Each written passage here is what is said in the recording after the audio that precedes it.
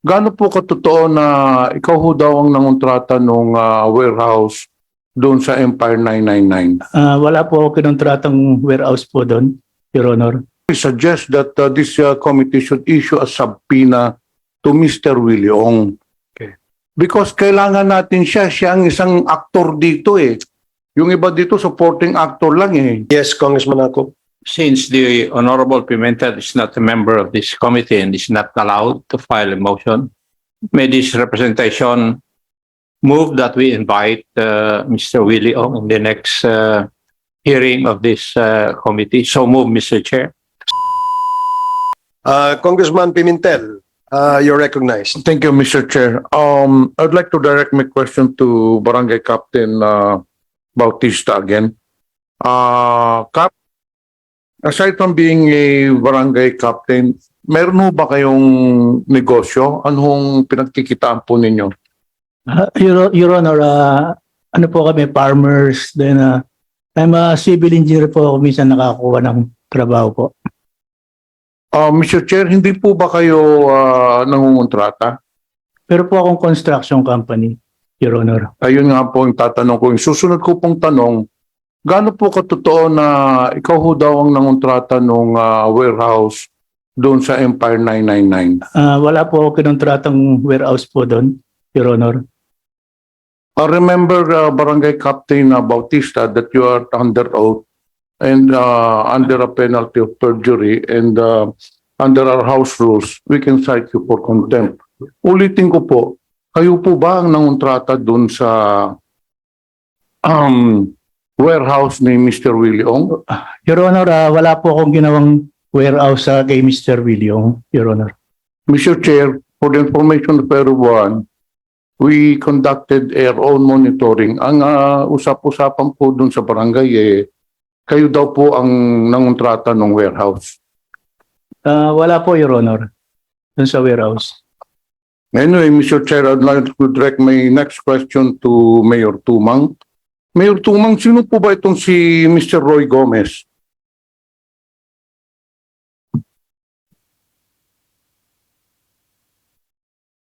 Sa empleyado po dati ng munisipyo po. Hanggang ngayon po ba, Mr. Chair, empleyado pa itong si Mr. Roy Gomez? O terminus po yun, Your Honor. So, wala na ho siya sa munisipyo po ngayon. Wala na po ngayon. Yeah. Anong trabaho niya, Mayor Tumang, nung sa panahon nun ninyo, si Mr. Roy Gomez?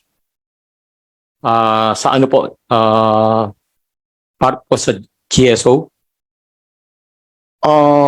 But he has the trust and confidence galing po sa inyo po, no?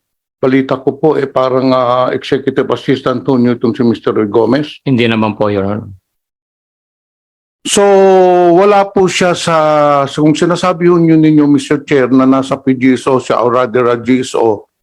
So, wala siya po sa opisina ng assessor po. Wala po, Your Honor.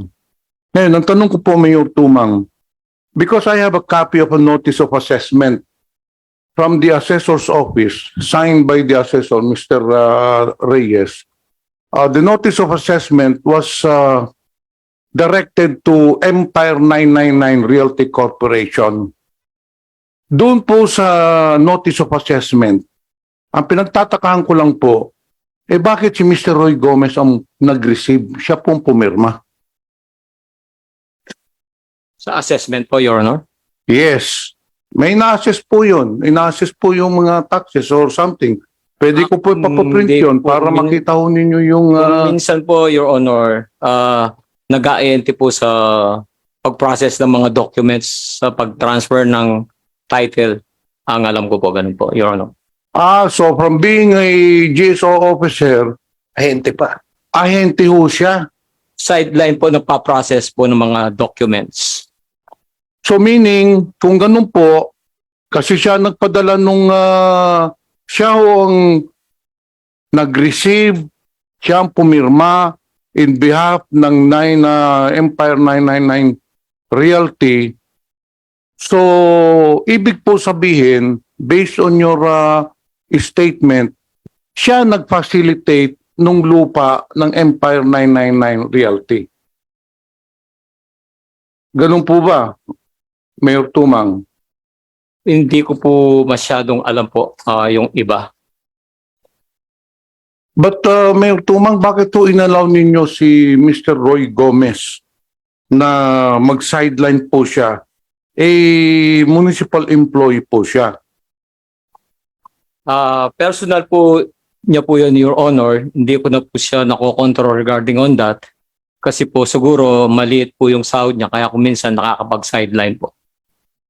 Nagpaalam po ba sa iyo, Mr. Chair, si Mr. Roy Gomez na siya ay pipirma mag-receive doon sa Notice of Assessment for Empire Realty?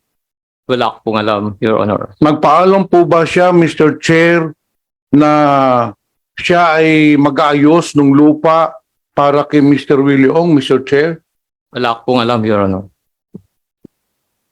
Mr. Chair, I think this Mr. Willie Ong is a main character in this case.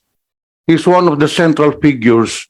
And I strongly suggest, since we have already invited him, or rather this committees have already invited him, but unfortunately he did not show up, I strongly suggest that this committee should issue a subpoena to Mr. Willie Ong. Okay. Because kailangan natin siya. Siya ang isang aktor dito eh. Yung iba dito, supporting actor lang eh. So, I strongly suggest na kailangan natin ng presensya ni Mr. Willie Ong during the next hearing. Also, Mr. Chair. Yeah. Mr. Chair, Yes, Congressman Acop. since the Honorable Pimentel is not a member of this committee and is not allowed to file a motion, may this representation move that we invite Mr. Willie Ong in the next hearing of this committee. So move, Mr. Chair. Second motion. Yeah, there's a motion duly seconded to invite Mr. Willie Ong in this committee hearing, in the subsequent committee hearings of this committee.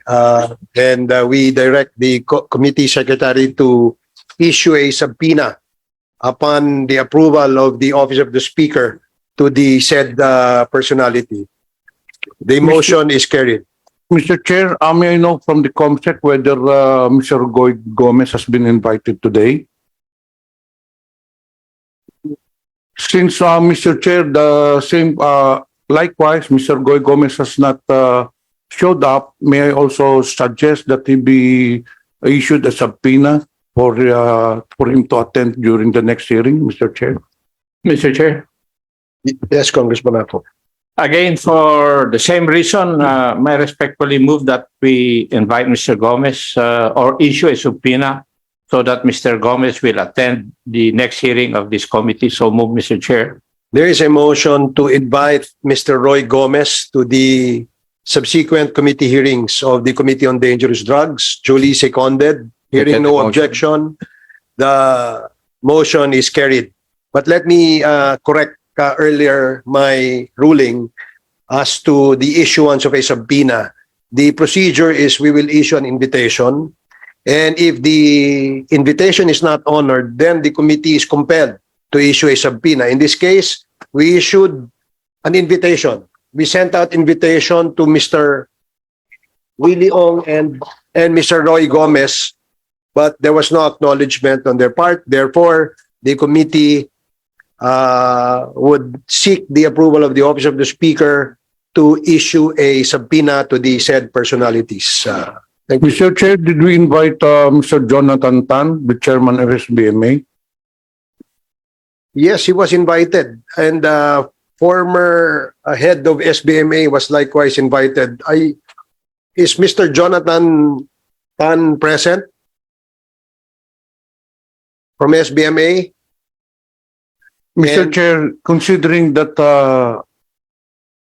the case involves Port of Subic and Mr. Jonathan is the chairman, I again strongly suggest that we issue, or this committee issue, a subpoena to Mr. Jonathan Tan so he could shed light on some of the questions that needs to be answered, Mr. Chair.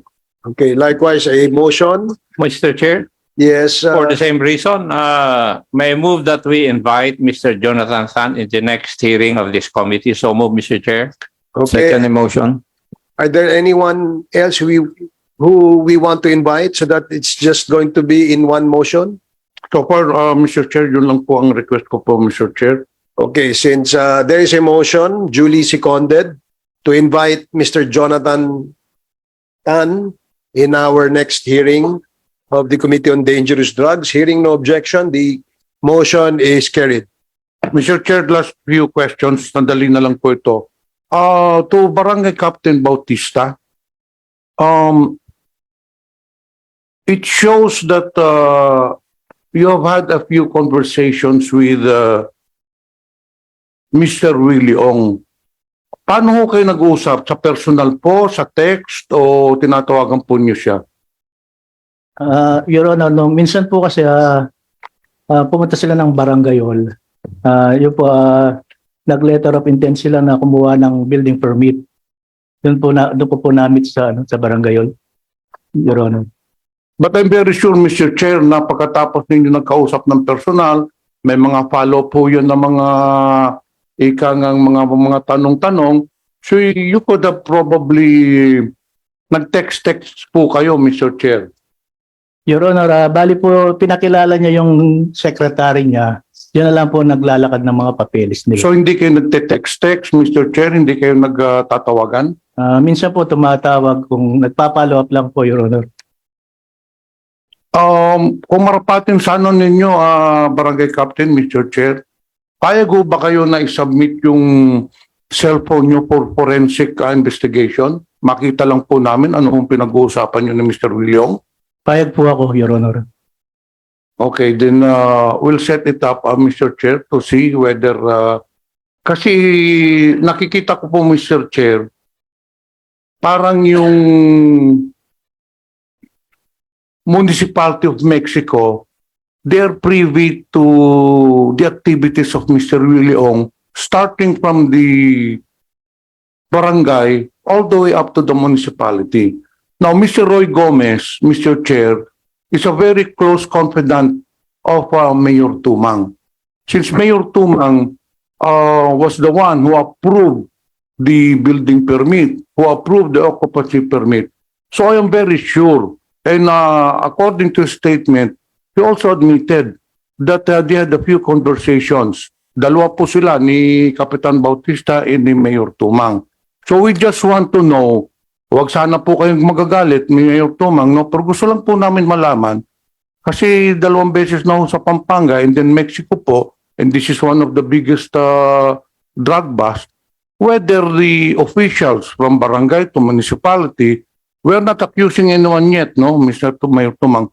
Pero gusto po natin malaman kung involved po kayong mga local officials doon sa drug bust, Mr. Mayor Tumang. And Mr. Chair, that would be my last question. Thank you, Mr. Chair. Thank you, Congressman Pimentel. Yes, Congressman Acop. Mr. Chair, before we deal with the motion to have an executive session, may I request that the municipality of Mexico Pampanga would submit to this committee the number of warehouses insofar as are located in Mexico Pampanga, the owners of these warehouses, the building, business and occupancy permits, and the owners of the land if the landowners are not the owners of the warehouses. So move, Mr. Chair. Okay, there is a motion to, as stated, as stated by Congressman by the movement. Second. So duly seconded. Hearing no objection, the motion is carried.